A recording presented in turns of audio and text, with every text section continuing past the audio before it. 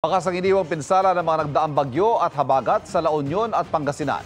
Mga sasakyan ang nabagsakan ng mga puno at may mga nasira ring classroom. Nakatutok si John Consulta.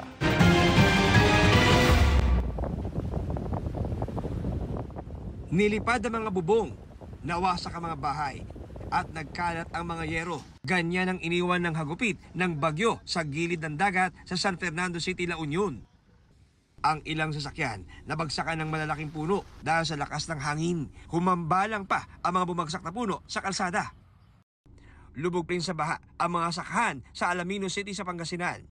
Pati ang kalsadang ito sa Barangay Polo binahana dahil sa pag-apaw ng tubig sa mga sakhan. Grabe yung nangyari sa computer lab nila. Basag-basag din ang salamin sa Computer Laboratory sa Alaminos City National High School. Marami ring natumbang puno sa eskwelahan.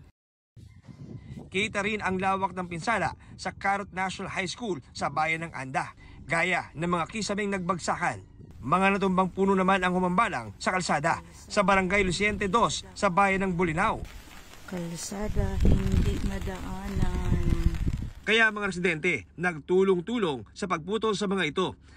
Ang mga tindahang ito sa pamilyang bayan ng Bolinao, winasak din ng bagyo.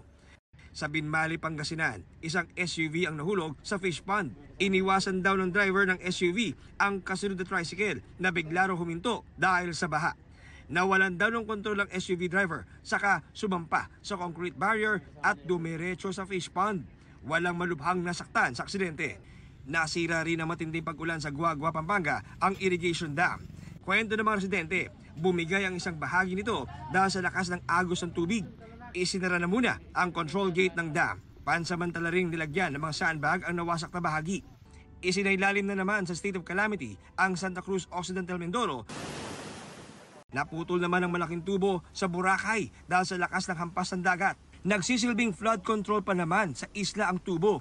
Ayon sa lokal na pamahalaan, ipaayos nila sa DPWH ang tubo. Malakas na hangin at alon din ang mga sumira sa mga bahay sa tabing dagat sa Arevalo, Iloilo City. Kalat-kalat ang mga gamit at wasak ang mga bahay. Ayon sa Iloilo City DRRMO, mahigit 40 ang mga nasirang bahay. Para sa GMA Integrated News, John Consulta, nakatutok 24 oras.